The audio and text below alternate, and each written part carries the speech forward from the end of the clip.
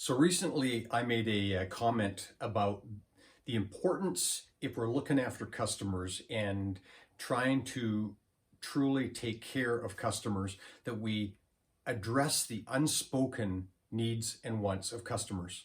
And I alluded to how the brain is involved in that process. And I wanted to expand on that a little bit this morning because it's important to understand how that all works if we're going to be able to do a good job of trying to hear the unspoken needs and wants of customers. Well, what does that even mean, to hear the unspoken needs? How do you hear things that are unspoken?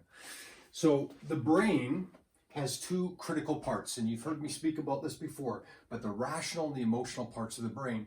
The fascinating part is that the rational part of the brain, which is all about logic and analytics and numbers and data and all that kind of stuff, that's where our ability to speak comes from. Our ability to string together these words comes from the rational part of our brain. However, it's the emotional part of our brain that feels, but it has no capacity for speech. But the fascinating part is that our gut feel comes from the emotional part of the brain. What does that mean? So when we communicate with each other, we use words, but you can see I'm using hand gestures, inflections in my voice, tone of voice, body language. You can see on people's faces. All of these elements are unspoken communications.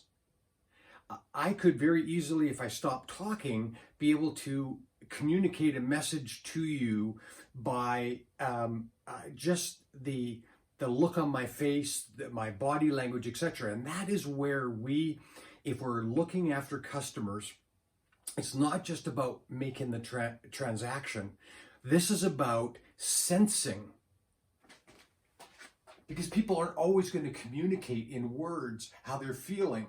Most people don't want conflict. And so what do? They don't say what they're truly feeling. And afterwards, when they get an opportunity through a survey, they will express what they were really feeling in the survey.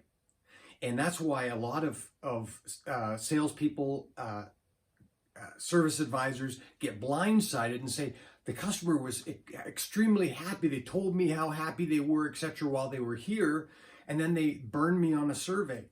The important thing to understand is read the body language. Don't bypass it. Don't allow yourself to be fooled by the words. And here's a little tip. If you ask a person, if for instance, in the old days we used to say, were you completely satisfied? A person could say, yes, I was completely satisfied, even when they weren't. But more importantly, and that's because they didn't want conflict, but more importantly, if we read the body language, our gut tells us how are they feeling.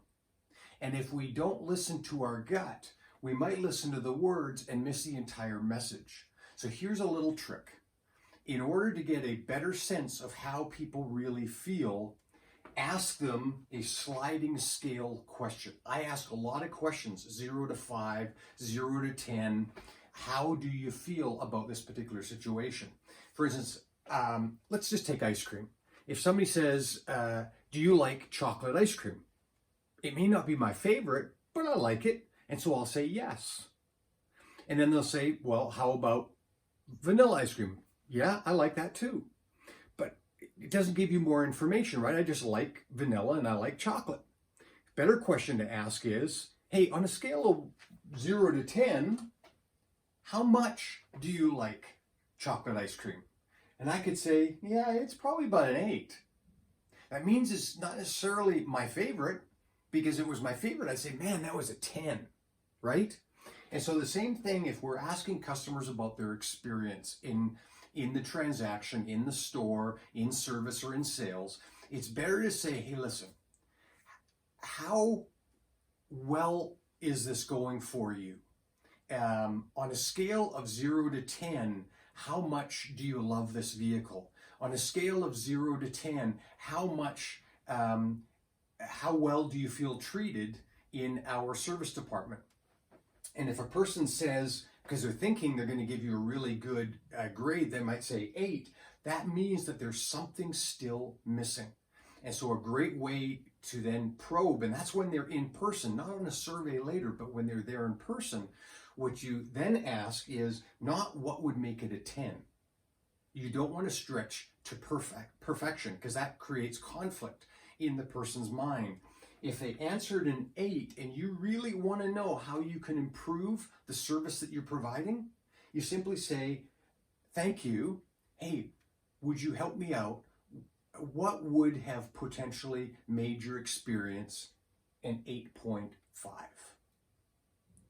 And that is a low conflict kind of question, and allows the person to answer and give you some insights into the things that would have improved their experience. So if you really want to know how people feel, ask them a sliding scale question, not yes and no questions, because that doesn't give you extra information. A sliding scale question, and no matter what number they give you on the scale, you can learn how you could potentially improve that experience by increasing it just a small increment, and seeing what answer they give you as to what would have made it better.